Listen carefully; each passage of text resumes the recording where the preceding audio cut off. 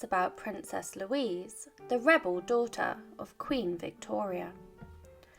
Born on the eve of Europe's first wave of revolutions, Queen Victoria recognised that her daughter, Princess Louise, was certain to be distinct. And distinct she was. Princess Louise was an intelligent child who ripened into a provocative, secretive revolutionary. Please continue to support my channel by subscribing. Strap yourself in and join me in the first part of learning about the Queen's most rebellious daughter. Her mother knew she would be special. Princess Louise was born and presented to the world on the 18th of March 1848. The year she was born in was one of troublemaking and rebellion, and in 1848 the Europe's age of revolutions occurred, and it seemed that the year's rebelliousness would rub off on the little Princess Louise. When Queen Victoria gave birth to her daughter, she envisioned that Louise would be something peculiar, and she was right. Her birth was scandalous because after the Queen endured 5 painful labours, Queen Victoria reasonably wanted some pain relief. She ignored her royal advisers and she insisted on trying the new, controversial treatment called chloroform. The Queen said it made labour delightful, and the birth was scandalous because the Queen was basically high during the birth, which was against all conventions at the time. Louise was a curious cat, and the royal family believed in the old philosophy that children should be seen and not heard. But Louise was not going to go along with this. She was born rebellious, and from an early age she was a firecracker who was almost too curious for the royal family's tastes. Louise asked so many questions that the family nicknamed her Little Miss Why. As we'll see, the princess's desire to rebel only nurtured greater as she matured. However, Louise was not accustomed to grief, and she struggled to handle it. When Louise was just 13 years old, her beloved father, Prince Albert, tragically passed away in 1861. Even though Louise and Victoria didn't have the calmest relationship, Louise was her father's favourite child, and the death of her father was extremely hard for Princess Louise. With her mum so engulfed in her own grief, she did not have anyone around her to help her through her grief, and she felt so alone. Queen Victoria was so beside herself with her own grief that she could hardly keep herself composed, and in many parts of her life she was not composed or present. She struggled to support her children through their father's passing, and she basically lost both of her parents in one swoop. And so Louise became withdrawn and stubborn, but even with the probabilities weighted against her, she was a fighter. It took nearly 4 years after Prince Albert's passing for Louise to finally rejoin public life. Unfortunately, her mother had other ideas for her. Grand balls were a huge part of Victorian culture. The elite young women entered society with an extravagant party called a coming-out ball. Louise was a 17-year-old princess who was justifiably thrilled about the party, but she was disappointed when her mother cancelled the whole occasion. The Queen had decided that mourning protocols for Prince Albert was more important, even though it had been years since his passing.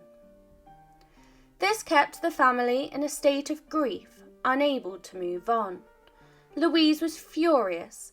She stomped around the palace in place of the dancing that she should have been doing instead, but she'd make her own fun soon enough. Louise would go on to work with her mother, despite the pair not having the calmest of relationships. Louise could wind her mother up incessantly, and she knew just the buttons to press. But her mother was hell-bent on following tradition anyway, and so this meant promoting her troublemaker daughter, Louise, to serve as her personal secretary. Louise was surprisingly good at the work, but she found it boring, and that was until she met a certain gentleman of whom she would have been forbidden from having an affair with. While Louise worked as her mother's secretary, scandalous rumours were spreading throughout England. The rumour suggested that Princess Louise was having a scandalous affair with her younger brother's tutor, the commoner Robinson Duckworth, and that she was falling in love with him. As well as the royal tutor, he was also a reverend, and he was 14 years older than young Princess Louise. When her mother found out, she intervened. Queen Victoria was no fool. Victoria could see what was happening between the pair. It did not take a lengthy time for her to dismiss the celebrated tutor from the royal palace. Victoria believed she had squashed the scandals and rumours with her action, but Louise's love life would throw many more scandals at the Queen. Her mother took caution. Queen Victoria began to grow wary of her teenage, rebellious daughter, and it didn't take long for their relationship to sour. The Queen frequently disapproved Louise's non-compliance, called her indiscreet, and said that she was an imprudent child who got pleasure from arguing. It appeared like no topic was safe in the royal residences, because Louise merely refused to hold her tongue. Thankfully, a change of scenery would give the royal family some relief when Louise broke the mould when she became the first princess to attend a public institution. As all of the siblings endured, the children were used to their father's strict and rigid tutoring system. This perhaps encouraged Louise to seek out the education she wanted for herself and blossom into the person she was meant to be. Louise refused to be stuck and trapped within the royal palaces and living by the Queen's endless rules and protocol, and so she decided to venture into the world where she would make a scandalous impression. She became a famed artist. She had learned her skills during her enrolment at the National Art Training School, where she left England dumbfounded by becoming a sculptor. Becoming an artist was a man's role. It was scandalous for a woman to become an artist. Again, Louise followed her own dreams against all society rules. She rebelled and caused controversy by being a royal princess entering the male-dominated world of sculpting. It would have been expected of her to follow more traditionally feminine art forms, such as painting or singing. But even Louise's unconventional career choices didn't compete against her scandalous and dramatic personal life. She was a busy woman. Louise connected with numerous men during her lifetime, and the gossip on no occasion seemed to stop. Some sources claim that she had affairs with one of the Queen's later personal secretaries, along with the famed architect Edward Lutyens. Louise was a passionately liberal woman, although she preferred to keep her affairs a secret, perhaps to shield herself from her mother's wrath. The royal family were far more concerned with concealing even greater things than affairs. She was beautiful, and it was not hard to see why so many men were falling over themselves to be with her. The princess was absolutely gorgeous. She had pale skin, dark hair, and a slender figure. Unlike some of her other sisters, Louise was the Victorian era's idea of a jaw-dropping beauty. To this day, she is often called Queen Victoria's most striking daughter. She kept another huge secret. Louise was a handful for Queen Victoria. She was often having to intervene in covering up her daughter's explosive personal life, in order to protect the royal family. It is alleged that the royal princess didn't just have an affair with Leopold's tutor Duckworth, but that she also had an affair with another of her brother's teachers as well. This time the man was Walter Stirling, and his relationship with Louise would send the royal family into a state of panic. The scandal was pushed far down into the deep realms of other royal secrets, but a scandal that has been resurfaced is one that would have caused great shame at the time. It is rumoured that Louise had given birth at the young age of 18, out of wedlock, and this would have brought endless shame and scandal to the royal family. It was Queen Victoria's doctor, Sir Charles Locock, that had started the rumour. He had helped deliver all 9 babies that Victoria birthed, and it was Charles Locock's son, Frederick, who adopted baby boy called Henry in 1867, which was a strange thing for a single man to do, and Locock seemingly started getting a fairly sizable allowance.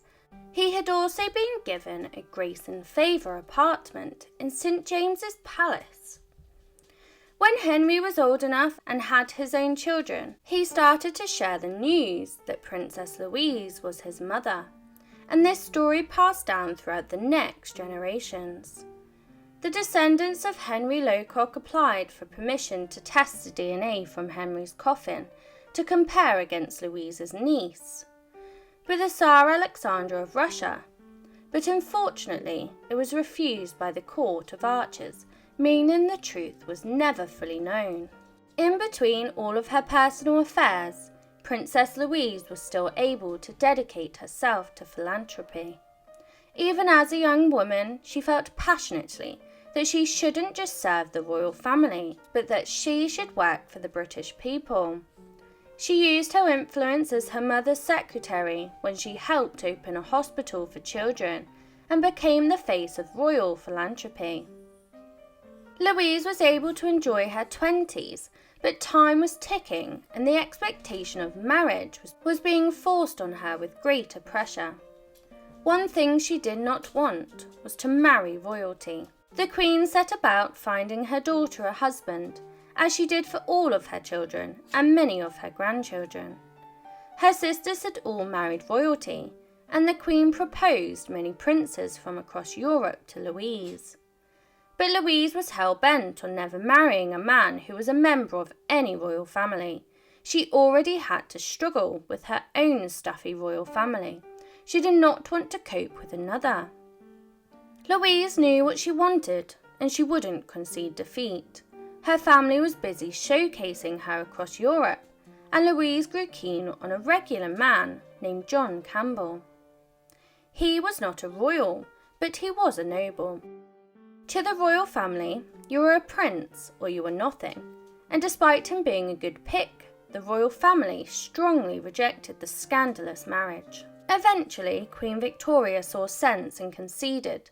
She even stood up for her daughter against those in the family who disputed the marriage. In 1871, Louise and Campbell walked down the aisle with the Queen's approval. However, the Queen did snub the nobleman, refusing him a kiss on the royal cheek, instead insisting he kiss her hand instead. Louise could not escape the rumours and scandals, and her wedding was another event that caused a stir. She had not married a royal, and so this would go down in history for centuries. The affair caused so much curiosity from the public, and so many people showed up to the ceremony that the authorities implemented for the first time in Britain chain-link barriers to protect the couple from the massive crowds. Louise had style, she was an artist, and she knew her own fashion and what suited her. She decided to dress herself, even designing her own wedding veil. Sadly, the marriage did not end happily ever after. Once married, Louise went straight back to her charity work, and she helped create the influential Ladies' Work Supply in 1871, a foundation that designed, created and sold embroidery to help those in poverty. The organisation selected Louise as their president, and she also worked as one of their designers.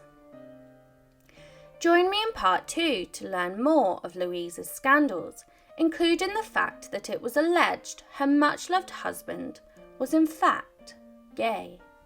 Please continue to support my channel by subscribing. Please comment, like and subscribe if you wish for more stories, and leave your suggestions below and I will endeavour to cover them.